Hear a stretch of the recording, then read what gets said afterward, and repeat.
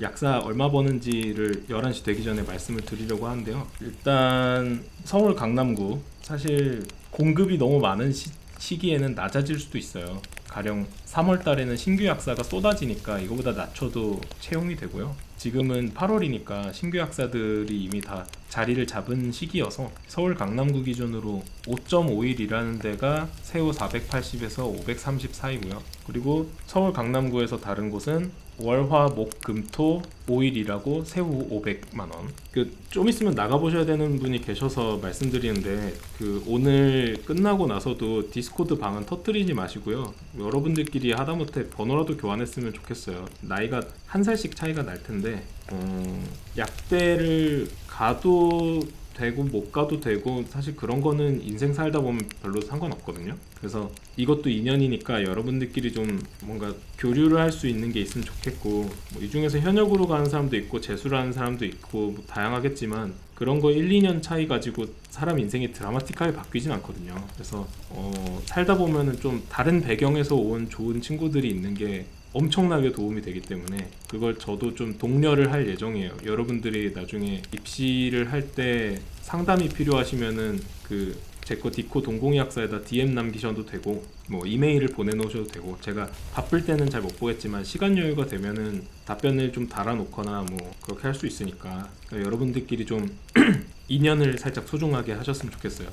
서울 반포자이보다 귀한 게 사실 사람이거든요. 사람값이 제일 비싸요. 좋은 사람이 줄 수 있는 영향이 훨씬 크기 때문에 그런 계기가 됐으면 좋겠고 강남구 다음이 5.5일 평일 10시간 근무 세후 550만 원.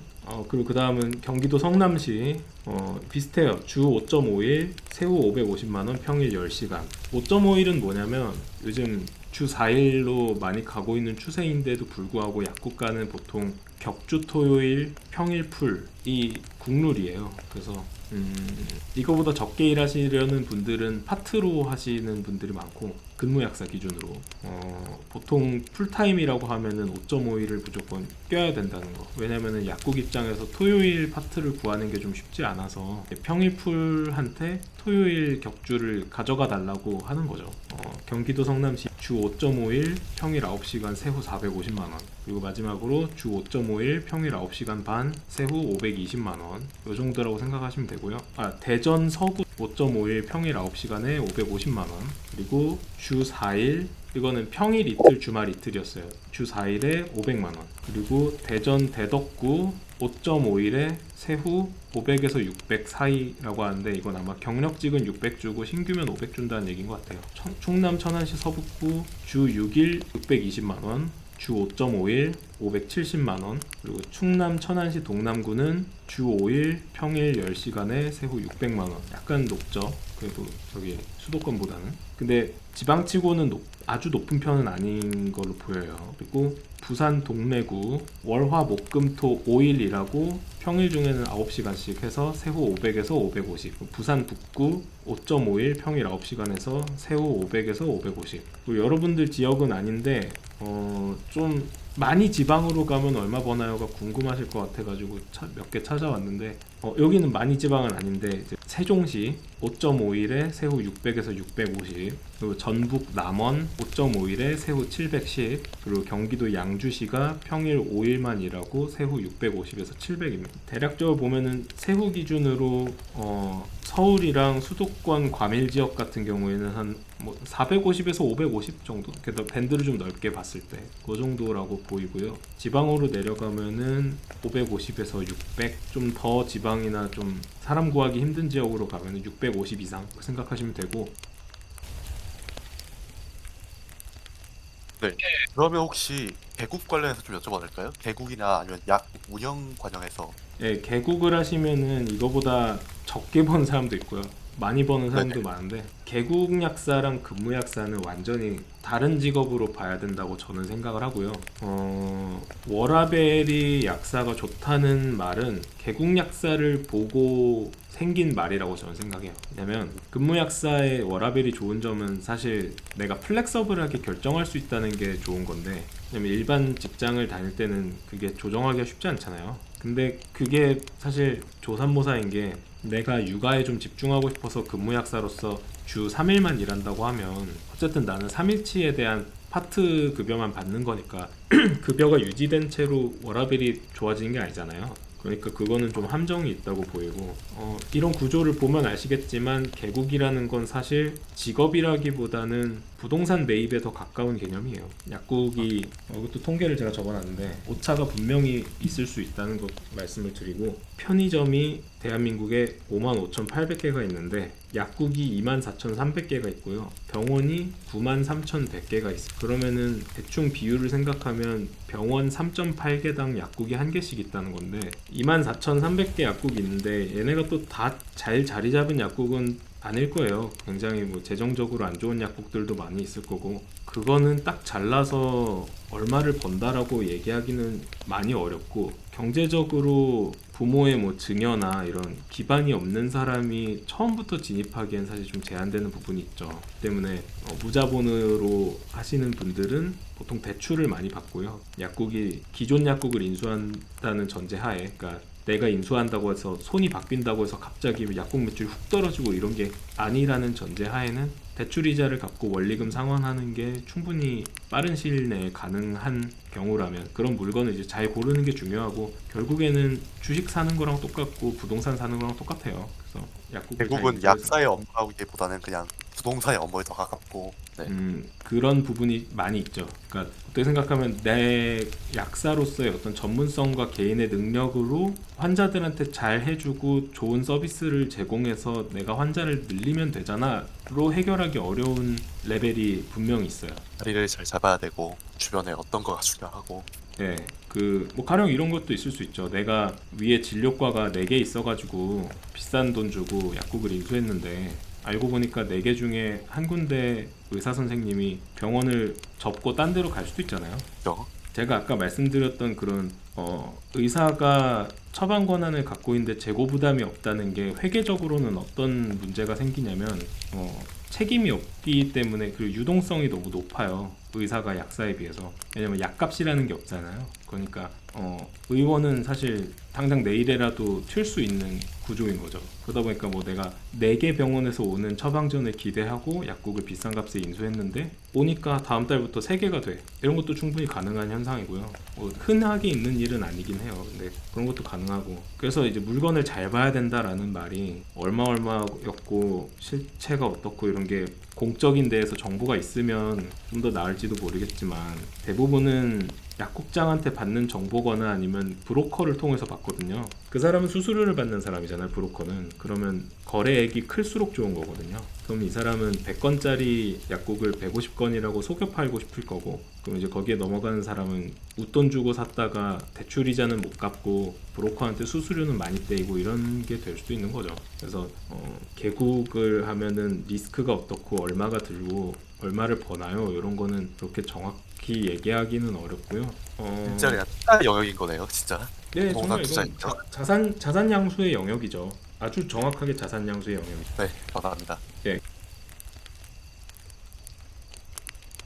그런데 여러분들이 학생이어서 모르는 팁이 하나 있는데, 여러분들이 어떤 직업이 얼마를 벌고 대략적으로, 상대적으로, 절대적으로 얼마를 번다기보다는 상대적으로 뭐가 뭐보다 나은지 판단할 때 비교적 정확한 데이터를 볼 수 있는 방법이 뭐냐면, 은행에 가서 대출 한도 물어보는 거예요. 그 어플 같은 데도 막 그런 거 있거든요. 여러분도 볼 수 있어요. 뭐 전문직 대출 뭐 이런 거 상품들, 은행 앱 보면은 막 카드 이런 거 있잖아요.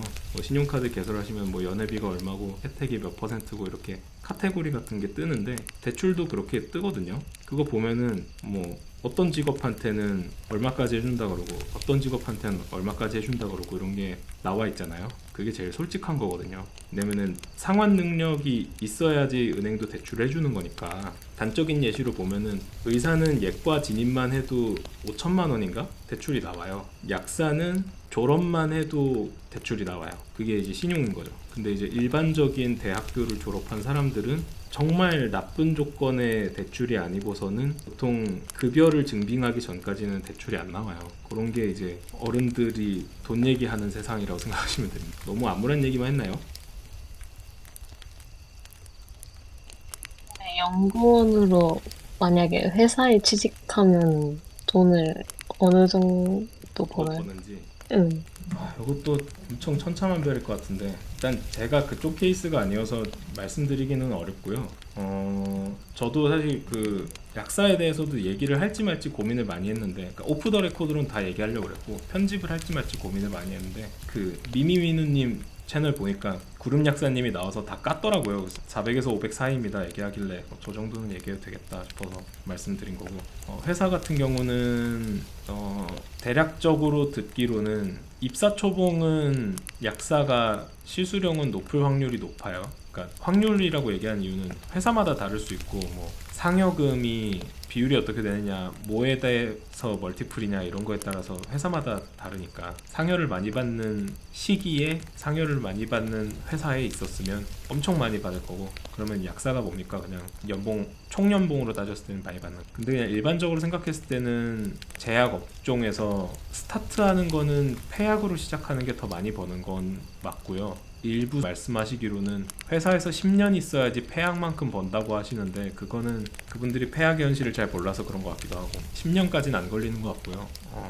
정확한 밴드가 어떻게 되는지는 다 너무 대외비여가지고 모르겠습니다.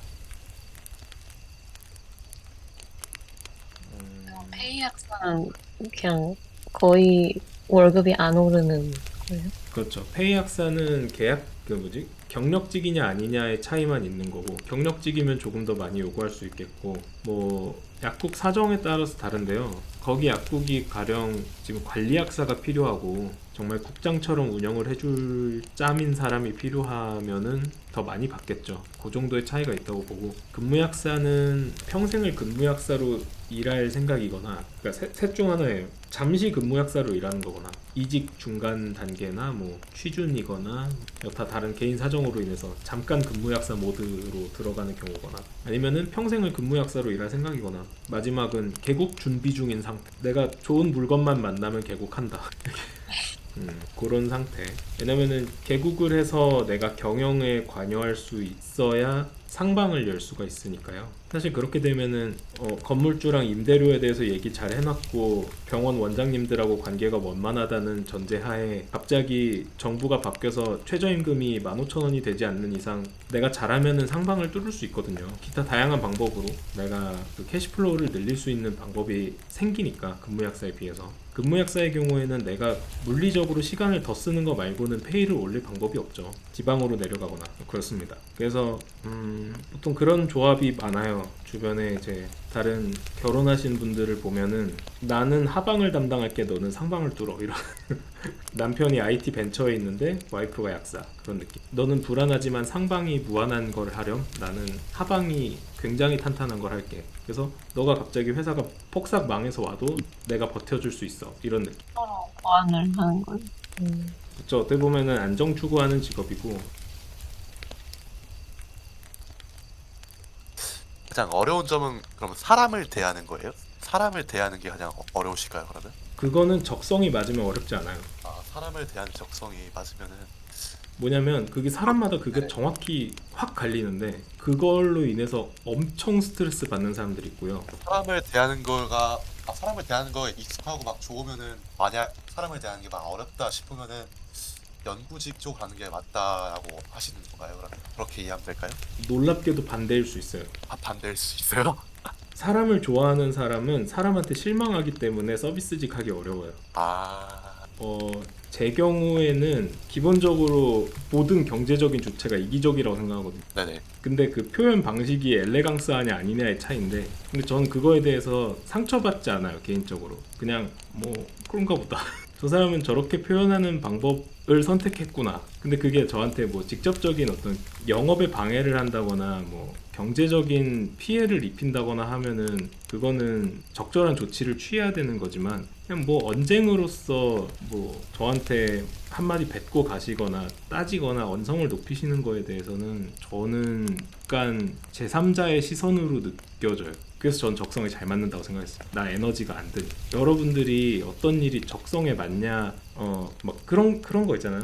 좋아하는 일을 할까요? 잘하는 일을 할까요? 뭐 적성은 어떻게 찾나요? 이런 게 있는데 그거 관련해서 그 저희 약대 정현석 교수님이라고 마이콜 닮으신 교수님 계신데 저희 교수님께서 면담 때마다 하시는 말씀이 잘하는 걸 해라고 하시거든요. 근데 그 말씀을 왜 하시냐면 너가 남들은 100이 들어야지 할 수 있는 일을 40만 들이고도 할 수 있으면 60만큼 자유가 생겨라고 말씀을 하시는데 그게 정확히 맞아요. 여러분이 뭘 잘하는지 뭘 좋아하는지를 판단하는 기준은 여러분의 정신력과 집중력이라는 비용을 지금 투자해서 생산 활동을 하는 거잖아요. 근데 공부도 해보시면 알겠지만 나는 10시간 앉아있는 게 그렇게 힘들진 않던데 싶으니까 여러분들은 공부를 그래도 그럭저럭 하고 계신 걸 거예요. 근데 그게 진짜 못 견디겠는 사람들이 있거든요. 그 정신력이 소모되는 비율이 다른 사람들이 있어요. 그 사람들은 공부가 안 맞는 거죠. 그게 이제 약공 일을 하든 연구를 하든 똑같은데 지금 내가 남들에 비해서 유기합성법을 조금 더 알고 전기영동을 좀 돌릴 줄 안다고 해서 연구가 잘 맞는 게 아니고 남들은 6시에 퇴근하고 싶어서 죽겠는데 나는 10시에도 뭐 하나 아이디어 떠오르면은 나가서 해봐야겠는 사람이 있고 그걸 할 때 남들만큼 에너지가 안 드는 사람들이 있어요. 그냥 우리 몸이 진짜 딱 잘라서 뭐 100만큼의 에너지를 갖고 있으니 10이 깎였습니다. 이렇게 작동하는 게 아니고 굉장히 시민적으로 움직이거든요. 내 마음이 정신력이 오링나지 않으면 가서 10시에도 일할 수 있고 저 같은 경우에도 매일 2시까지 원고 쓰고 자고 막 이러는데 그게 안 힘든 사람들이 있고 안 힘든 일을 선택해서 하면은 여러분들한테 자유가 좀 생겨요. 남들은 100의 에너지를 쓰고 저만큼 하는데 나는 250 정도 써도 저만큼이 안 나와. 그러면은 나는 무능한 사람인가? 이렇게 자기 혐오에 빠지는 건데 그런 게 아니고 남들은 왜 이만큼 못하 싶은 일이 하나씩 있거든요. 그런 걸 못 찾았다면 아직 다양한 경험을 안 한 거니까 삽질을 좀 더 하는 시간을 가지면 되는 거고요. 지극히 경제적인 선택을 하면 경제적으로는 도움이 됩니다. 근데 그게 뭐 여러분들이 추구하는 다른 가치가 있을 수 있어요. 비단 경제적인 게 아니라 뭐 명예라던가 나는 나한테 안 맞아도 박사 타이틀을 달고 싶 그런 게 있는 사람도 있거든요. 질문 하나 해도 될까요? 질문 하나 네. 더 이제 4차 산업혁명이 이제 좀 시작이 됐잖아요. 네. 이제 약사도 이제 입에 오르내리고 있는데 네네. 이제 약사도 이제 AI로 대체될 수 있지 않느냐 해서 제가 이제 약사가 아니라 연구원도 생각하고 있는 거긴 하거든요. 네네. 그러면은 근데 제가 생각하기에는 이 약사라는 직업이 이제 약을 이제 처방전을 받아서 약을 내어주는 것뿐만 아니라 이제 사람의 상태를 보고 그 사람의 상태에 맞는 약을 제조하는 거에는 사람이 갖고 있는 그런 사람만의 힘이 필요하지 않을까라는 생각이 들기도 하지만 뭔가 로봇도 할 수 있지 않을까라는 생각에 약간 약사도 이제 안정적이지 않다라는 생각이 요즘 들고 있긴 하거든요. 네. 이거에 대해서 어떻게 생각하시는지 약간 궁금합니다. 굉장히 중요한 담론이고요. 단적으로 얘기하면 약사가 AI를 두려워해야 하는가 하면 예스에 가깝고요. 근데 AI보다 의료보험 민영화를 먼저 두려워해야 하는가 하면 그게 더 맞습니다. 그러니까 뭐냐면 직업의 안정성을 위협하는 여러 가지 요인이 있을 수 있어요. 뭐 북한의 핵미사일부터 시작해서 건보 재정의 뭐 소진, 뭐 출산율 다양한 게 있을 텐데 AI가 최우선 위협이라고 생각되지 않아요. 왜냐면 대체할 수 없어서 대체 안 했던 게 아니에요. 그 돈이 안 돼서 대체 안 하는 거예요. 아, 대체 필요성을 못 느꼈다 그거니까요, 혹시? 그 스칼라암이라고 아시나요? 네. 네, 그 축이 여러 개 있는 팔 있잖아요. 그 로봇 팔로 카페 알바생 대체할 수 있잖아요. 근데 왜 대체 안 되냐? 알바생이 싸요. AI가 어떤 무료 구독 서비스가 아니에요. 약국에서 하고 있는 일들은 그리고 인텔리전스보다는 로보틱스에 가까운 일이에요. 그것도 중요한 얘기인데 인공지능이랑 로봇은 다른 거예요. 인공지능은 약무정보실을 대체하기 쉽고 MSL 직무를 대체하기 쉽고 좀 더 나아가면 RA 직무를 대체하기 쉬워요. 왜냐하면 도큐멘팅 되어 있고 라지 랭귀지 모델은 언어를 다루니까. 근데 약국에서 하는 많은 일들은 몸을 쓰지 도큐멘팅 되어 있지 않아요. 그래서 AI가 학습하기 어려워요. 여러분들이 약국 가면은 안에 무슨 기계가 있어서 추쿵추쿵 해가지고 약포지에 약 싸주잖아요. 네. 걔가 알약이 떨어지는 걸 뭐로 인식하는지 아세요? 우리 굉장히 원시적인 답변이 나와. 그냥 뭐 센서가 광센서로 있더라도 인식하는 거예요. 아, 방패했어. 예, 그리고 어떤 알약인지는 그냥 카트리지 사이즈 자체가 걔한테 맞춰서 디자인이 돼 있어요. 근데도 6천만 원이래요, 기계가. 분류하고 포장하는 기계마가 그것만 6천만 원이요? 뭐 그 사이즈마다 다르고 몇 짜리 카세트인지에 따라 다르고 회사마다 다른데 뭐 대략 그 정도 해요.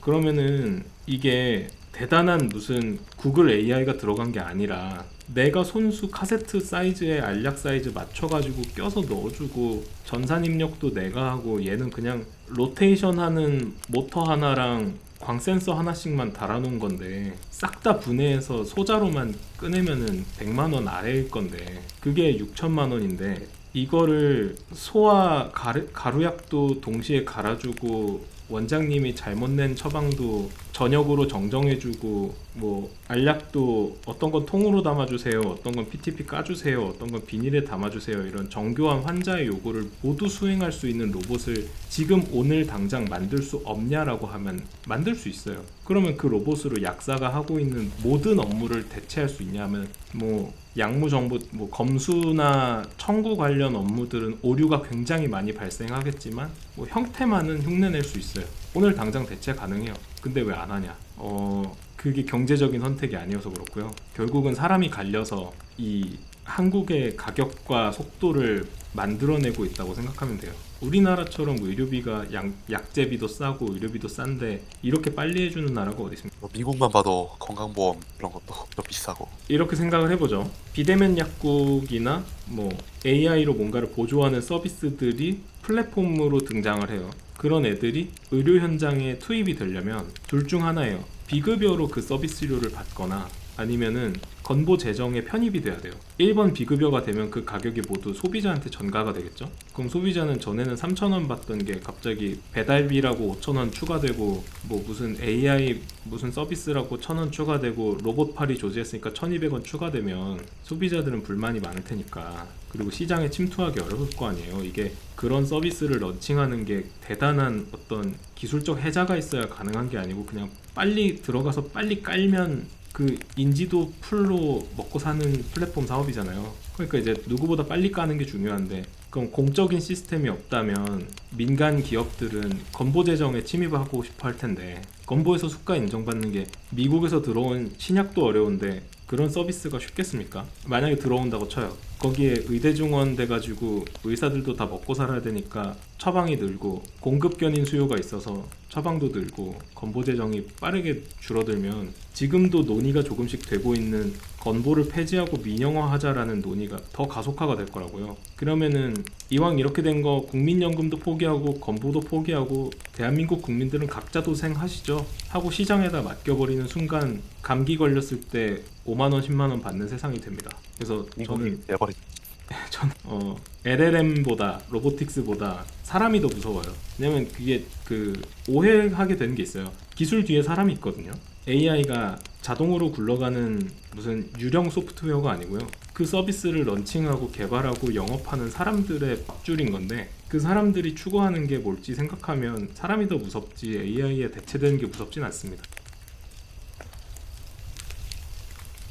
근데 그런 면에서 사실 여러분들한테 저는 내수 시장에 묶이는 약국 약사나 병원 약사보다는 여러분들이 힘들겠지만 외화 버는 일을 했으면 좋겠어요. 개인적인 바람으로는. 저도 뭐 간접적으로 하고 있긴 한데 결국 대한민국 기업들이 준 광고비를 돌려서 다시 가져오는 거긴 하지만, 그래도 아일랜드에 있는 구글 본사에서 달러 가져오잖아요. 그게 국가에는 도움이 되거든요. 왜냐면 내수 시장에서 약국 일 하는 거는 내가 얼마 벌지 뭐 그게 남들보다 좀 더 많이 벌고 안정적이어서 기분은 좋을 수 있지만 어쨌든 한국인 지갑에서 한국인이 돈 가져가는 거거든요. 근데 그거는 우리 시장 활성화에 도움이 안 돼요. 그래서 연구를 하셔서 기술을 팔든 뭐 뭔가 국내에서 해외로 서비스든 재화든 나갈 수 있는 뭔가를 하는 방향으로 그런 어른이 됐으면 하는 바람이 있어요. 근데 그게 요즘 세대들한테는 사실 앞으로 사회적인 짐이 너무 많아서 그것까지 요구하긴 조금 어렵고,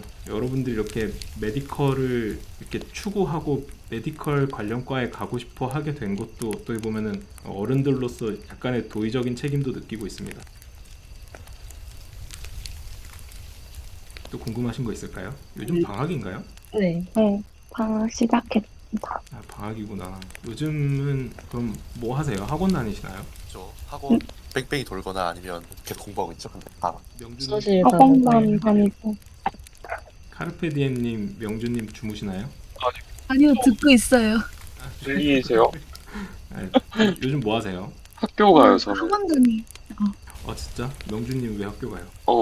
학교가 강제적으로 방과 후를 신청하게 해서 학교에 내에서 다니고 있습니다. 저도 그랬는데. 네, 저희도 원래 그랬어야 되는데 방학이 짧아가지고 이번에는. 학원 다닌 분들은 뭐 다닙니까? 저는 수학과학 다닙니다. 우리는 그냥 시대인재 뺑뺑이. 시대인재. 유진님은요? 저도 러셀이랑 애찬. 카르페디엠님도 아. 시대인재? 네. 스테인지가 엄청 많으시네요. 네. 시대인재 많다고요? 네, 그게요. 제가 수능 준비해주는 학원을 다녀본 적이 없어가지고 네, 수학과학도 다 과학고 그쪽 애들이 다니는 데를 다니고 있어가지고. 그렇구나. 지금 수능 며칠 남았습니까? 100일이 깨집니다. 되게 깨지나요? 그래도 여러분 다른 날 쇼츠 보실 시간 묶어가지고 오늘 시간 쓰셨다고 생각해 주시면 아니요, 유익한 시간이었어요. 더 활용하십시오. 더 쥐어짜십시오. 더 제가 어떤 말씀 드려야 될지 잘 모르겠어요. 약간 고삼스러운 질문 해도 되나요? 예.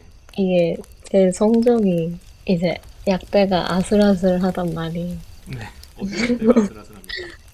지방이죠. 직업 네. 저희 땐 그렇죠. 지사약까지 네. 지방 사립대 지방 살인 약대. 네. 이제 저랑 어른들의 그 원서를 어떻게 쓸지가 의견이 갈리거든요. 아, 네네.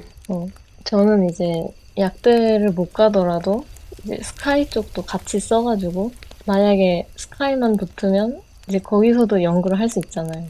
네. 그렇게 하겠다는데 이제 주변 어른들은 약대만 써서 만약에 떨어지면 재수를 해라. 이런 약간 어찌됐든 약대를 간 다음에 이제 지방이라도 가서 이제 대학원을 스카이 쪽으로 가면 된다. 이런 입장이시거든요. 약간 네. 저는 그러니까 만약에 본인이 하고 싶은 게 지금 약물 유전체학 연구에 애착이 있으신 거예요? 좀 더 정확히 말하면 이제 서울대 그 혁신신약학과가 있거든요. 아, 생겼나요 이제?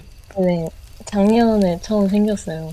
저는 거기가 제 1순위인데 거기 이제 약간 좋다고 생각해요. 진짜 실력 있는 교수님들이 담당을 하고 계시고, 대학도 어찌 보면 사업 같은 거잖아요. 이제 신사업 할 때가 제일 지원이 많을 때거든요. 이제 관련해서 기회가 많이 생길 거라고요. 이제 좀 불확실한 1세대가 되는 게 나쁘지 않은 도전이기도 하고, 그리고 이제 하시고 싶은 연구에 있어서는 말씀하신 것처럼 지방 약대에서 스카이 대학원으로 가시는 것도 방법일 수 있는데 실제로 그렇게 오신 분들도 많이 계시고요. 네. 그런데 이거는 저의 지극히 개인적인 생각입니다만, 지방 약대로 가시면 로컬로 가려는 동기들의 영향을 많이 받으실 것 같아요. 그걸 무시할 수 없어요. 뭐냐면 약대에 있다 보면 연구를 추구하다가도 뭐 수틀리면은 약국까지 뭐 이런 친구들이 많이 있거든요.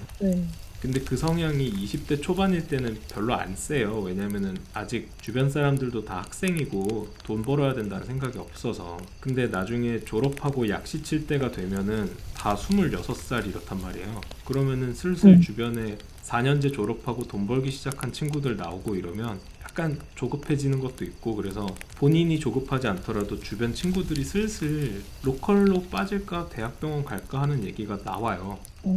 근데 그게 스카이 안에 있으면 어쨌든 안정 추구보다는 향상심이 강한 친구들이 많이 있어서 대학원도 가고 박사도 하고 회사도 설립하고 싶고 벤처 창업도 하자 막 이런 얘기가 나와요. 특히 뭐 서울대나 카이스트나 포스텍 이런 데는 벤처 창업하자는 얘기 진짜 많이 하거든요. 근데 그래서 이거 우스갯소리인데 뭐 서울대 사위 뭐 안 좋은 이유가 뭐 자꾸 벤처 창업해서 그렇다 이런 얘기도 있는데, 예를 들어서 약대로 가면은 약대를 간 사람들의 주된 목적은 스카이 대학원이 아닐 거란 말이에요. 그렇죠.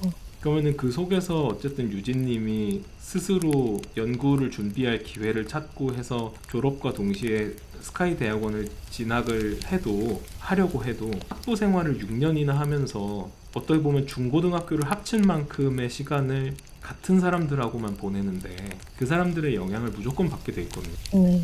같이 밥 먹고 점심 먹고 공부 같이 하고 국시 준비 같이 한 친구들이 죄다 진짜 대학원 갈 거야? 하면서 대학 주변에 있는 페이 약사 월급을 알아보고 뭐 나는 실습했던 약국에서 몇 달 하다가 본가 쪽으로 옮기려고 뭐 이렇게 막 얘기하고 있으면 어쨌든 또래 영향을 받아요. 근데 그게 나쁘다는 건 아니에요. 근데 본인이 지금 생각하고 있는 연구를 추구하려는 그 순수함이 변질될 수는 있라고 저는 생각해요. 왜냐면 제가 그랬거든요. 저는 화생공에 있을 때는 진짜 옆에 막 과거에서 온 천재들만 있으니까 다 같이 신기한 거 하는 게 재밌고 막 신기한 얘기만 하고 이랬거든요. 과학적으로 신기한 거. 근데 약대 오니까 한 번 또 걸러진 사람들이 와요. 그러니까 안정 추구 성향인 사람들이 와요. 제가 입학하면서 저희 동기들한테 막 그러고 다녔거든요. 사업하자, 같이 사업하자 이랬는데 뭐 그게 캐릭터 사업인 줄은 몰랐는데 어쨌든 그게 저도 학교 다니면서 막 무뎌지는 걸 느꼈어요. 주변 친구들의 고민이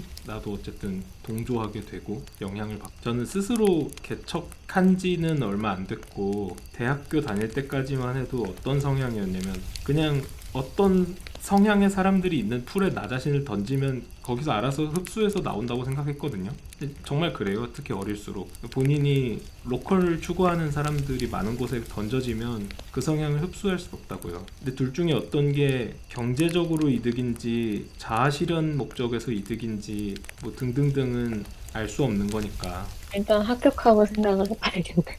아 근데 몇 자리 넣죠 수시가? 아니, 수시로 6개 넣어요. 한 자리 정도는 융합학부 넣어도 되는 거 아니에요? 그쵸, 그래서 제가 강력하게 주장을 해서 하나는 땄어요. 아, 잘하셨습니다. 잘 됐으면 좋겠습니다. 진짜로. 어떤 일이든 일단 경제를 잘 알고 있어야지 성공을 하든 다시 발판을 삼든 뭐가든 되겠네요. 그게 판단 기준에 따라 다른데 본인 가치관 순서를 일단 계속 바뀔 거예요. 가치관의 우선순위가. 혹은 어린 나이부터 그게 비교적 명확한 사람들이 있어요. 그런 사람들이 보통 그걸 잘 따라서 의사결정을 하시면 행복한 삶을 살고요. 그걸 항상 고민하시는 게 좋아요. 뭐 낮 시간에도 항상 고민하고 있으면은 머리 아플 수 있고 생각이 너무 많은 사람이 되는데, 뭐 자기 전에 내 삶의 우선순위가 뭐지?를 한 3가지 정도는 적어보고 주무시면 그게 일기가 되거든요. 저는 그게 단순히 경제적인 게 저한테 중요해서 이렇게 결정을 한 건 아니에요. 왜냐면 그럴 거였으면은 수능 5개 틀렸을 때 의대를 갔어야죠. 그때는 세상 물정을 너무 몰랐고 그때 이제 이런 어른이 있었으면 좋겠다라고 생각해서 이런 걸 하는 거고, 저는 어렸을 때 경제적인 이유 때문에 좀 그게 굉장히 트라우마로 남다 보니까 가능하면 뭐 나의 개인적인 어떤 명예나 아니면 내가 좀 흰색 셔츠 입고 깨끗한 곳에서 일하고 싶은 그런 마음보다는 내 가정을 지킬 수 있는 자산과 판단력을 갖고 싶었고, 자본시장을 좀 잘 이해하고 싶어서 투자 공부를 했고, 결혼하고 나서는 내가 어쨌든 인컴이 끊겨서 가정이 불안해지거나 뭐 내 아이가 장애를 가지고 있다고 해서 우리 집이 크게 흔들리거나 이런 일이 안 생기기를 바라서 이런 의사결정들이 쌓여온 결과가 지금인 것 같아요. 그래서 저는 20대 중반까지만 해도 다 저 같은 줄 알았어요. 그러니까 다들 이제 돈 하길래 다 저처럼 이렇게 가정을 지키고 싶어 하는 게 우선이고, 좀 내가 굳은 일을 하고 좀 더러운 소리 좀 들어도 그게 나한테 보상으로 돌아온다면 감수할 만한데? 라고 생각하는 게 일반적인 줄 알았는데 동기나 후배 친구들하고 대화를 나눠보면 제가 생각하기에 저게 무슨 의미가 있지? 싶은 것들을 추구하는 사람도 많아요. 그건 진짜 개인 차예요. 근데 내가 어떤 걸 추구한 사람인지는 스스로 대화를 자주 해보시는 게 좋아요. 예, 감사합니다. 죄송합니다. 자꾸 말이 거창해져가지고 죄송합니다. 아니에요. 자기 가치관 따라서 하는 게 제일 좋다는 거죠. 네, 자기도 자기가 뭘 원하는지 잘 모르거든요. 그걸 자주 물어보시는 게 좋아요. 약간 좀 약대 그런 거에 관련 없는 질문인데 네, 선생님이 설명하실 때 약간 대학과 그 대학 이후 진로 그거를 정말 방대하게 많이 설명하셨잖아요. 네, 네. 그것 말고 이제 대학 생활을 할 때 이렇게 하면 되게 좋다 그런 게 한두 가지 있나요? 명확히 있습니다. 옛날에 인스타 무몰에서도 얘기했었는데 타대생 많이 만나세요. 그러니까 타대라는 게 그 전공이 다른 사람. 어떤 활동이 있냐면 무슨 이게 나쁘다는 건 아니에요. 근데 전국 약대생 연합 동아리, 전국 약대생 컨설팅 학회 같은 활동도 도움이 돼요. 도움이 되는데 그거는 거기서 만나는 사람들은 거기서 안 만나도 만나요. 그래서 대학 때만 할 수 있는 건 아니에요. 근데 진짜 대학 때만 할 수 있는 거는 컴공과 학생이 80명씩 들어있는 건물이 걸어서 5분 내에 있는 환경이 앞으로는 없어요. 졸업하고 나면. 그럼 그런 사람들하고 교류할 거리를 많이 만드는 게 좋아요. 그러니까 이게 되게 중요한데 졸업하고 나면 삶은 대동소이해요. 다 비슷해요. 그리고 비슷한 사람들만 만나고요. 루틴이 되고 매너리즘에 빠지는데 거기에서 변수를 자꾸 창출해야 돼요. 이게 스포츠랑 비슷해요. 변수를 창출해야지 인생의 기회가 만들어지거든요. 저 같은 경우에는 여자친구가 완전히 약이랑 전혀 상관없는 일을 해요. 그래서 자극을 정말 많이 받아요. 이 사람이 가지고 있는 뷰포인트도 다르고 뭐 알고 있는 것도 다르고 그 세상을 보는 눈이 다르고 대학에서 만난 친구들을 예로 들면 저는 이제 투자학회 활동을 많이 했었다 보니까 탁과 전공생들하고 교류를 많이 했는데 그게 그냥 뭐 맛집 먹으러 다니는 것만 해도 도움이 될 건데 그런 친구들하고 팀 프로젝트 하는 경험을 많이 만들면 좋아요. 가령 유진님 같은 경우에는 컴공과 친구 몇 명 꼬셔가지고 와서 연구과제 같이 해도 되고 뭐 아니면은 화학에 있는 애, 재료공에 있는 애, 인문대에 있는 애, 음대에 있는 애는 어떤 생각을 하고 뭘 추구하고 어떤 능력이 있는지 그게 결국 여러분들이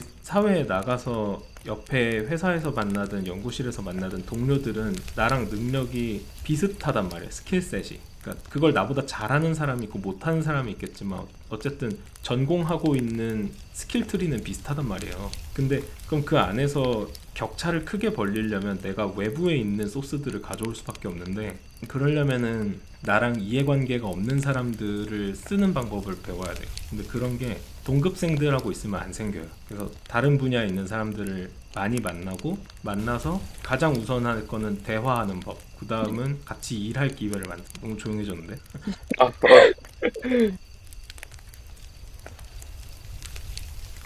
아, 이거 완전 고3 질문인데, 네, 고3 질문하십시오. 지금 제가 학생기부가 약간 좀 부족하다고 느껴지는 부분이 있거든요. 네. 그래서 이걸 채우고 싶은데 독서 활동은 조금 이미 늦었다 생각이 돼가지고 뭐 추천해주고 싶은 그런 생기부 활동이 있을까요? 단기간에요. 네.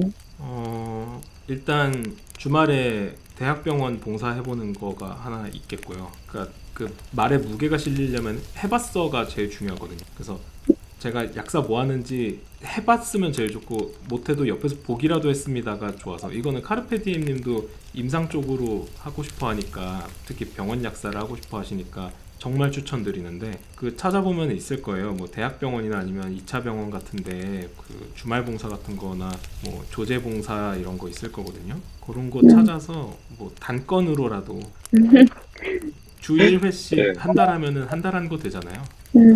그렇게라도 그 일을 해봤다라고 말할 수 있는 게 있으면은 좋을 것 같고요. 연구 쪽을 하고 싶으신 거죠? 네, 약간 연구 쪽? 시간이 아직 지금 그렇게 많진 않은데 만약 좀 시간 여유가 있다고 생각하면은 교수님 컨택해서 연구실 다녔으면 좋은데 8월이라 그거는 너무 이게 단기간에는 어려울 것 같고요. 한 건으로 할 만한 한 건은 봉사가 진짜 제일 좋은 것 같은데요.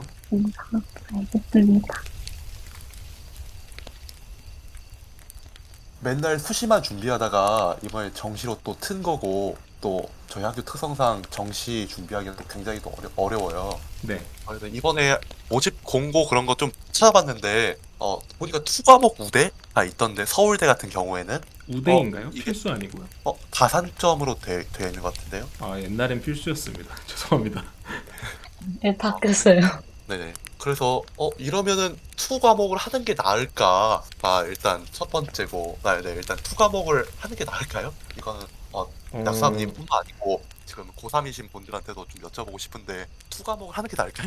그 재수까지 감수하셔서 어쨌든 풀정시를 땡기실 거면은 저는 하는 게 맞다고 보거든요. 그러면은 어쨌든 약사님 하셨던 백분위를 것처럼 높이는 게 필요한 네네. 거잖아요. 그죠? 그러면은 사실 고득점하기 어려운 거를 가서 고득점 하시면 금방 올릴 수 있으니까. 근데 이게 투 과목이 또 있는 게 또 서울대랑 어디냐 이거 순천대, 단국대 쪽이 있고 나머지가 또 가산점 투 과목이 없는 것 같아요. 제가 알아본 내가 혼자 알아봐야 되니까 일단 혼자 알아본 결과로는 보면은 또 이러면 또 원 과목을 해도 되지 않을까 하는 생각도 막 드는데 좀 잘 모르겠어요. 저도 일단 혼자 준비하는 거여가지고 다른 분들은 어떻게 생각하시나요? 일단 저는 투 과목을 일단 하고 있는 사람이라서 일단 전 생투하고 학원할 예정이거든요. 일단 생원을 선택하지 않은 이유가 생원에는 이제 유전하고 근육 쪽이 이제 시간을 많이 잡아먹기 때문에 생투를 선택했는데 생투랑 생원 차이는 이제 생원은 타임어택이고 생투는 내용이 많다라는 차이점이 있어서 차라리 암기에 강하시면 저는 생투 투 과목을 추천을 합니다. 네, 감사합니다. 그리고 하나 또 있는데요. 이거는 약대 진학을 하고 나서 군 문제 관련해서 좀 여쭤보고 싶은데, 네네. 일단 약사님은 보니까 알아본 결과 카투사 나오신 걸로 제가 알고 있는데 맞나요? 네, 맞습니다. 보니까 약대생들이 카투사 가거나 아니면 의무병 쪽에서 전문 의무병 쪽으로 가는 걸로 알고 있는데, 어떻게 생각하시나요? 카투사는 추천제니까 뭐 안 되면은 제 주변은 네네. 그 약대를 편입하기 전에 갔다 온 사람이거나 그런 사람들은 네. 군종이 엄청 다양해요. 그런 사람들은 의경도 있고 뭐 그냥 일반 뭐 유해 감식 발굴단 이런 네네. 거 한 친구도 있는데 네네. 뭐 징집은 아니고 대부분 이제 모집병이죠. 모집병이 좀 더 확률과 뭐를 뚫고 처우가 좋은 곳으로 가니까.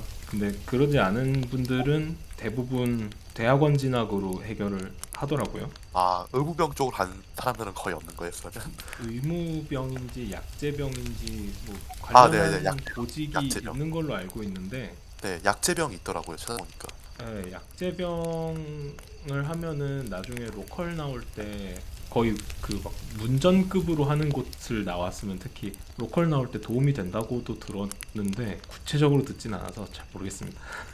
네, 감사합니다. 만약에 이제 대학원을 가실 건지를 결정을 하시고 갈 거면은 전문으로 하는 게 낫고요. 네네. 아니면은 빨리 갔다 와서 졸업하자마자 바로 취업하는 게 좋습니다. 저는 후자인데 저는 좋았어요. 근데 카투사요? 네, 꼭 카투사에서가 아니고 먼저 끝내놔서 졸업 후 취업할 때 좋았는데 대신에 이제 먼저 끝내놓으니까 대학원을 가면은 나보다 어리면서 군대도 전문연으로 할 수 있는 친구들에 비해서 시간을 너무 많이 쓰네 라는 생각이 자꾸 눈에 밟혀서 그걸 먼저 해결하시는 게 좋아요. 네, 감사합니다. 지금 수험 공부할 때 이런 거 좀 해놓으면 나중에 약대에서 편하다. 그런 정도의 공부 같은 게 있나요?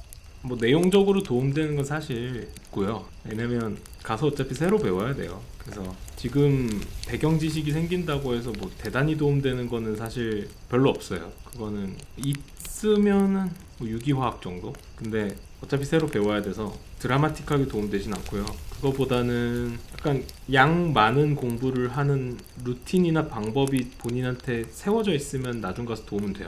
약대 공부처럼 양이 많고 단순 암기가 많은 걸 할 때 제일 버벅이고 힘들어하는 사람이 천재형으로 공부하는 사람들이거든요. 어떤 사람들이냐면 그냥 뇌 용량 자체가 큰 사람이 있어요. 그래서 걔는 뭔가 구조화하고 루틴화하고 반복 숙달할 수 있는 방법이 뭐 없어도 그냥 2회독 정도 하면은 외워지는 사람이 있어. 그런 사람들이 나중 가서 좀 고생해요. 왜냐면 그게 초인이면 되는데 그런 사람도 있어요. 뭐 국시를 뭐 50일의 전사를 했다 막 이런 사람도 있어요. 근데 많은 경우에는 체계 없이 마구잡이로 공부해도 공부가 되던 천재형 사람들이 단순암기 쪽으로 오면은 많이 힘들어합니다. 그래서 뭐 어떤 거는 어떻게 표로 해가지고 자주 보면 뭐 잘 외워지고 이런 내 뇌가 정보를 습득하는 원리를 한번 파악해 놓으시면 그런 게 좀 도움이 됩니다. 네, 감사합니다. 저를 예로 들면은 저는 단어 외우는 거를 좀 좋아해서 그 아침이나 밤에 웜업 할 때 그런 단순 암기 단어장 이렇게 뺏겨 쓰고 막 이런 거를 좀 했거든요. 그러니까 아침에 독서실 같은 데 가면은 공부하기 싫으니까 지금부터 앉으면은 꼼짝없이 앉아야 되잖아요. 그러니까 그게 싫으니까 단어장 펴가지고 3번씩 쓰는 거를 그냥 연불 외우듯이 가만히 하고 있으면 약간 뇌가 세팅이 돼요. 그래서 그때부터는 국어나 수학 같은 거를 해도 괜찮았고, 밤에 마지막에 라스트 스퍼트를 달리고 싶으면은 탐구 같은 걸 풀었어요. 그런 거는 약간 게임으로 치면은 일일 퀘스트 같은 건데 짧은데 결과가 바로 보이잖아요. 채점 결과가. 그래서 마지막에 뭐 30분만 더 딱 집중하고 딱 퇴근하면 될 것 같은데 싶을 때는 저거 탐구 모의고사 같은 거 꺼내가지고 풀면은 채점하고 저거 오답하고 하는데 30분 40분이면 되니까 그거 딱 하고 가면은 마무리가 깔끔하고 그렇게 했었습니다. 그런 루틴이 이제 본인한테 있으면은 내가 뭐 단발성인 건 저녁에 몰고 단순 암기는 아침에 하고 이런 루틴이 생기면은 나중에 좀 넓은 거 공부할 때도 도움이 돼요. 네, 알겠습니다. 근데 혹시 약대는 부전공 이런 거 안 돼요? 그것도 말씀드려야지. 제가 봤거든요. 6년제 커리큘럼을. 근데 전필이 10학점인가 그러던데요. 그리고 전선이 5개 있는데 그 중에 몇 학점 들어야 되는지 모르겠는데 약대만으로도 힘들다. 이거네요. 네, 좀 타대 거 넣을 그 공간을 잘 안 주신 것 같아요. 근데 저희 과에도 복전을 하던 분들이 있습니다. 대신 졸업이 1년씩 늦어지셨어요. 근데 그런 생각 하셔야 돼요. 내가 7년 만에 졸업해서 경영과 약대를 복전할 건지 아니면 그냥 그 시간에 좀 더 써서 8년 만에 졸업하고 석사로 졸업할 건지 뭐 이렇게 뭔가 본인이 그 학위를 어디에 쓰실 거냐에 따라서. 근데 제가 생각하기에 학위가 암행어사 마페이던 시절은 한 20년 전에 끝났고요. 퀄리피케이션이라고 생각하시면 될 것 같아요. 그러니까 내가 그냥 연구직을 취업을 하고 싶은데 걔네가 그냥 박사 아니면 안 된대. 그러면 이제 박사를 따야 되는 거고. 만약 그 뭔가 학위 과정에 뜻이 있는 분이라면 예외겠지만 그게 아니고 그냥 뭐 석사라면 좀 나을까요? 뭐 복전을 하면 좋을까요? 이렇게 고민이 되시는 분이라면 내가 복전을 해서라도 극과 전공 학위가 없으면 안 돼. 그러면 그거 하시는 게 좋고, 그게 아니고 약간 그래도 그게 있으면 좀 더 전문적인 느낌이 나는 거 아니야? 라면 안 하시는 게 좋아요. 그거보단 그냥 학위를 하지 마시고 그 일을 하시면 돼. 왜냐면 학위는 돈 주고 커리큘럼을 밟은 다음에 증표를 사는 거거든요. 말하자면 트리플 A 한우 증표를 사는 거예요. 내가 취업 시장, 세상은 커다란 시장이니까 취업 시장이라는 시장에서 다른 물건보다 더 사고 싶은 물건이 되려면 이제 내 퀄리티를 입증을 해야 되는데 그게 트리플 A 한우 찐이 붙어서 나오는 거고, 보건복지부 장관이 약사 면허를 줬고 뭐 서울대 학장님이 졸업 증서를 줬고 이런 게 취업 시장에서 좀 더 퀄리티에 도움이 되니까 하는 거지, 뭐랄까 보장해 주는 건 아무것도 없거든요. 하물며 지금까지는 전문직은 어느 정도 보장이 된다고 느껴졌겠지만 앞으로는 그것조차 아닐 거예요. 그래서 그냥 이 복잡한 세상을 그냥 복잡한 그대로 받아들이시고, 내가 만약에 하고 싶은 일이 있는데 가령 내가 AI 관련된 일을 하고 싶고 관련된 회사에서 일하고 싶으면 거기에 필요할 걸로 내 개인적인 판단으로 추정되는 학위에 돈과 시간을 2년 더 쓰는 거, 1년이든 뭐 2년이든 쓰는 것보다 그냥 그 일을 나한테 시켜줄 수 있는 사람한테 연락해서 일을 시켜달라고 하는 게 빠를 수도 있고, 그럼 이제 거절을 해야 된다면 그 사람의 이유를 얘기해주겠지. 뭐뭐를 해오면은 졸업하고 만나자, 아니면 뭐 최소한 뭐까지 배워오면 인턴은 시켜줄게 방학에. 여기 현업인들끼리 모이는 커뮤니티 같은 데 있어요. 막 저는 학생 때 그런 데 가가지고 뭣도 모르는데 그냥 명함 받아가지고 연락드리고 뭐 일하고 싶어요, 뭐 인터뷰하고 싶어요 이런 소리 해가지고 대전으로도 출퇴근했던 적이 있어요. 그 내가 어떤 일이 하고 싶으면 그 일을 하고 있는 사람한테 가서 저 학생인데요, 이거 하려면 뭐 해야 돼요? 이렇게 물어보거나 아니면 이 일을 하면서 배울 수 있어요. 스타트업이나 교수님이거나 이런 분들이면 뭐 연구실 와봐, 아니면 뭐 우리 벤처 사무실 한번 와봐, 이 정도는 해주거든요. 근데 그게 어떻게 보면은 관련 수업을 39학점 더 듣는 것보다 효율적으로 그 일을 배우는 걸 수 있고, 현업인들하고 그렇게 같이 일했던 경험이 있거나 얼굴을 터놓으면 뭐 나중에라도 관련한 기회가 생겼을 때 저를 찾아주니까. 직접 관련된 사람한테 조언을 얻는 게 좋겠네요. 그 좋은 방법 중에 하나가 링크드인 계정을 하나 파신 다음에 파마코 제네틱스 앤 아티피셜 인텔리전스 인투지애스트라고 프로필 적어놓고 그 관련한 회사들 인터넷에 검색해가지고 기사 몇 개 뜨는 거 있으면은 우리 집에서 1시간 이내 거리다 그러면은 막 콜드메일이라고 그러거든요. 콜드메일 보낸다 그러는데 그냥 콜드메일을 막 보내. 뭐 10통이든 100통이든 925통이든 보내가지고 만나주세요, 뭐 인터뷰하고 싶어요, 아니면 뭐 인턴 시켜주세요 하면은 학생이잖아요. 얘한테 돈 많이 안 줘도 되잖아. 교통비만 줘도 와서 일할 거 아니에요. 그러면은 대학교 1학년, 2학년 때 친구들하고 뭐 펜션 가서 놀아도 되지만, 유럽 가서 놀아도 되지만, 뭐 내가 만약에 내 꿈에 진심이면 그 시간에 사실 뭐 유럽 갔다 와도 돼. 갔다 와서 한 달 반은 뭐 이번에 알게 된 아저씨네 회사에 한 달 반 출근하면서 거기 연구원 아줌마 아저씨들한테 되게 순수한 척하면서 저 같은 사람이 한 명만 걸리면 되잖아요. 그렇게 해서 변수를 창출할 수도 있으니까. 근데 왜 이런 걸 추천드리냐면 이렇게 하는 사람은 드물어요. 근데 거의 복전하는 없을 것 사람- 같아. 근데 복전하는 사람은 드물긴 해도 꽤 있을 거거든요. 근데 이제 취업 시장에선 어쨌든 실무 경험이 있냐가 중요하지 얘가 입결 몇 자리였는지가 중요한 게 아니라서 감사합니다. 추천드립니다, 진짜. 근데 또 거기에 너무 심취하는 사람들이 있어. 그 일종의 친목도모에 너무 심취하는 사람들이 있는데 그건 또 지양하셔야 돼요. 적당히 그냥 딱 원하는 것만 얻고 괜찮은 곳에서 일하면서 배울, 뭐 하다못해 교통비 빼고 용돈 30만 원 남는 곳에 가서라도 일하면서 배울 기회가 있으면 독보적인 스펙이 되거든요. 고등학교, 대학교 입시까지는 그냥 성적 순으로 나열하는 게 중요하지만 바깥 세상으로 나오고부터는 그 일을 해봤냐 안 했냐가 실무자들한테는 더 중요해요. 왜냐면 이 사람들은 경력 같은 신입을 찾는 이유가 당장 내가 안 가르쳐줘도 굴러가는 사람을 찾는 거거든요. 그러다 보니까 굉장히 경험 없고 나이브할 때 싼 값으로 그런 경험을 해놓는 게 나중 가서 도움이 많이 됩니다. 왜냐면 지금 나이에는 대학교 1학년 때 뭐 한 달에 80만 원 주고 인턴 시켜준다 그러면 할만 하잖아요, 솔직히 말해서. 풍족스럽진 않지만. 근데 그쵸. 졸업하고 26살 때 한 달에 80만 원 줄 테니까 와서 인턴 할래 하면은 그건 안 되거든. 그런 거라고 생각하시면 됩니다. 왜 80이냐면 제가 학생 때 그렇게 제안하신 분이 있었어요. 더 정확히 말하면 저희 학과 선배였어요. 교수님네 벤처에서 와서 일하겠냐고 하셔서 더 많이 주는 데로 가다. 그게 대전이었어요.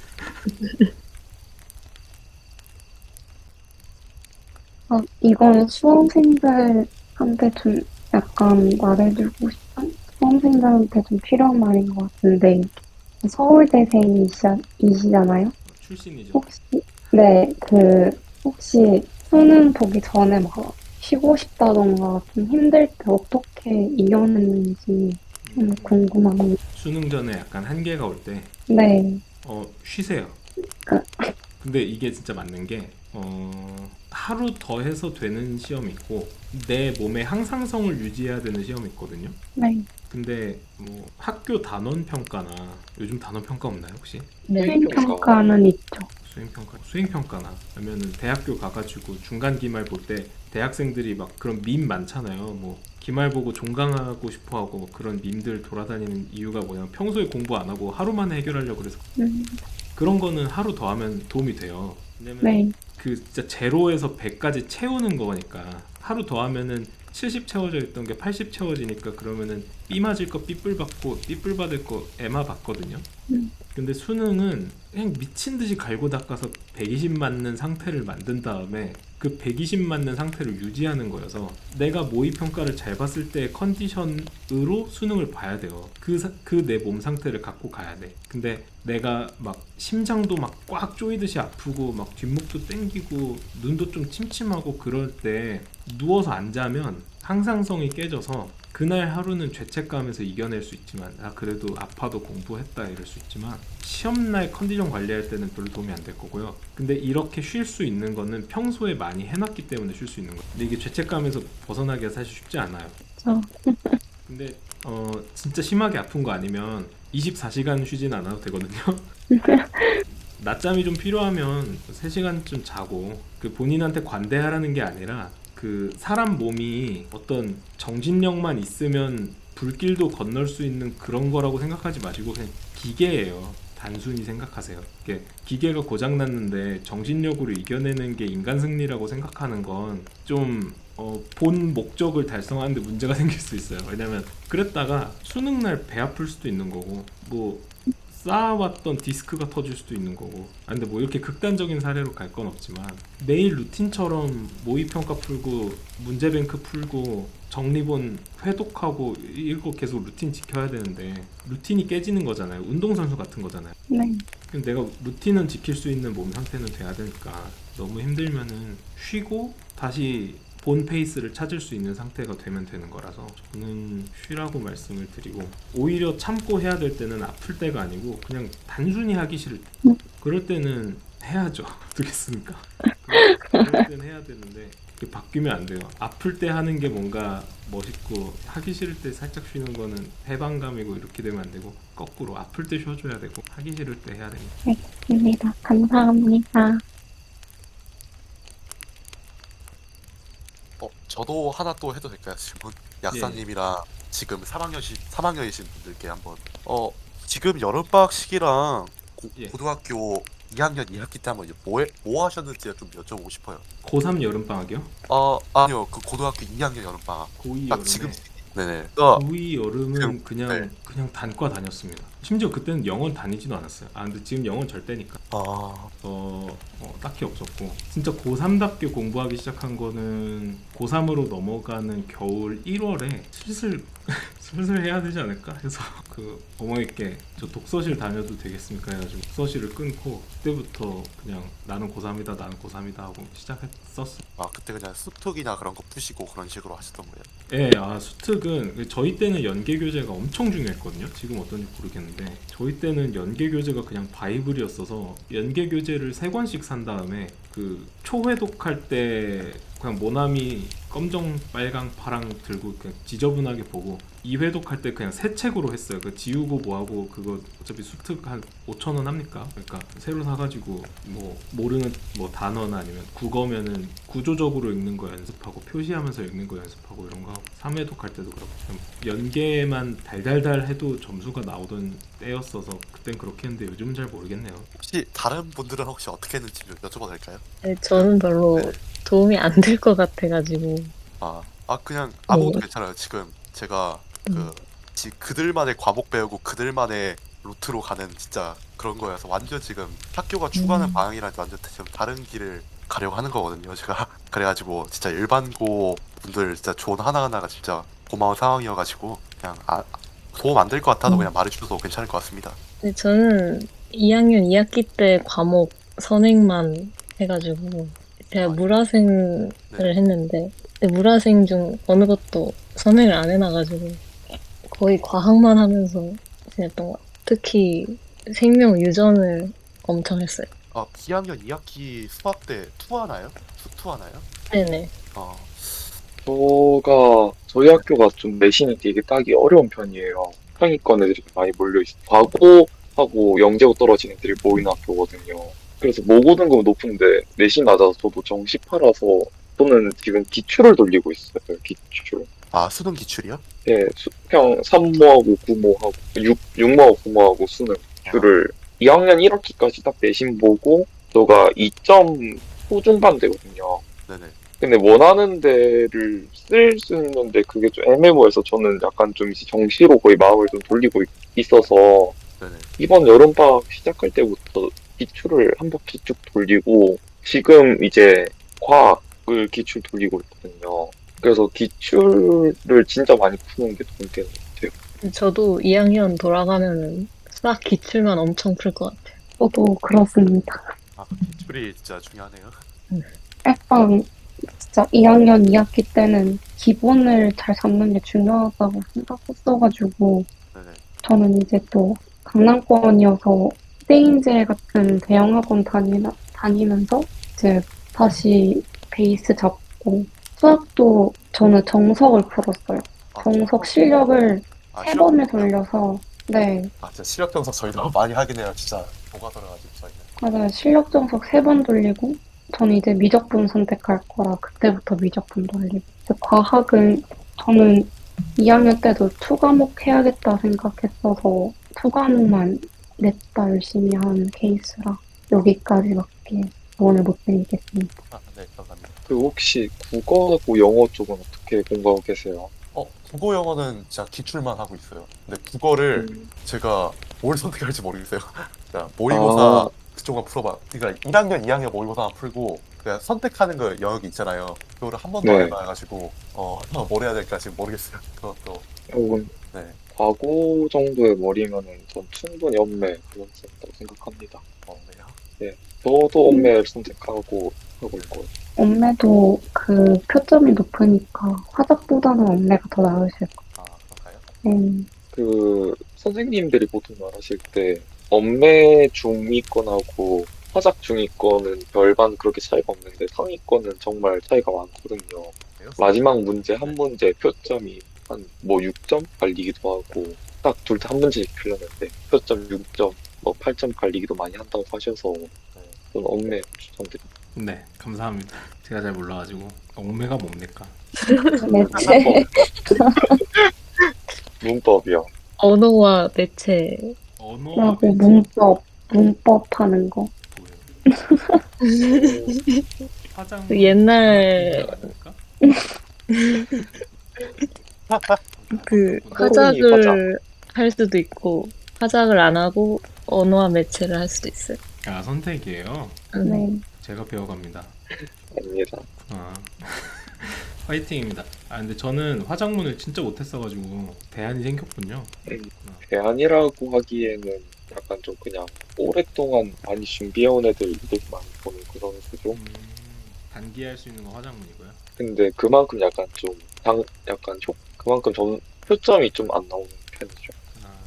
수능 표점 높이려면은 진짜 전략이 엄청 들어가는구나. 참. 이번에 네. 약간 상관없는 얘기인데 이번에 고3 6모였나 영어가 진짜 어려웠거든요.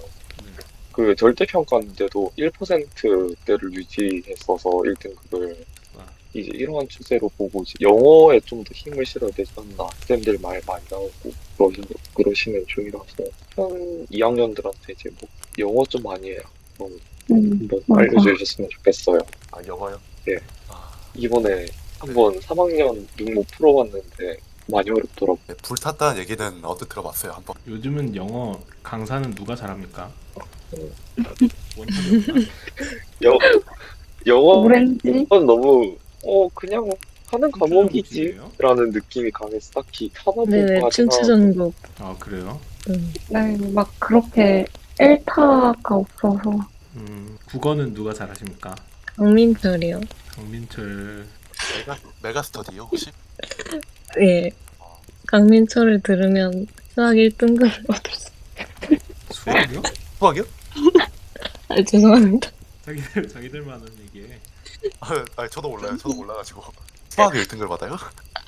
이게 드립인데. 네. 그러니까 강민철 선생님을 찬양하는 드립이 있어요. 아, 약간 질라탄 때 그런 걸까? 그거구나. 그러니까 수학은 누가 잘합니까? 저는 현우실 막. 강기원? 강기훈 잘하고 아, 바뀌었어요 원탑이? 현우진도 잘하긴 하는데 아, 저희 중에서 현우진 사냥한 애들이 좀 있어가지고 몇 명 주변에. 이제 그만 보고 싶어. 진짜 많이 봤나 보다. 화이팅입니다. 네, 감사합니다. 아, 그래도 근데 네, 희망이 감사합니다. 있어요. 수능 끝나면 진짜 수능 네. 끝나면 수능 때처럼 공부하는 일은 평생 없어요. 그거 하나는 희망표 희망입니다. 본인이 뭐 어. 스쿨 준비하면 어쩔 수 없는 거긴 한데. 네. 아무튼. 감사합니다. 네, 아 감사합니다. 맞다. 그 원래 처음에 제가 생각했던 거는 그 여러분들 닉네임 있잖아요. 네네. 네. 그거 가지고 그거랑 뭐 약간 뭐 연상되는 캐릭터성 같은 거 생각해가지고 알더기 위에 그려서 뭐 키링 같은 거를 아크릴로 뽑아서 보내려고 했어요. 감사합니다. 감사합니다. 감사합니다. 감사합니다. 감사합니다. 여러분들 감사합니다. 그 원하시는 바 다 이루시길 바라고요. 몸도 정신도 건강하시길 바랍니다. 감사합니다. 감사합니다. 네.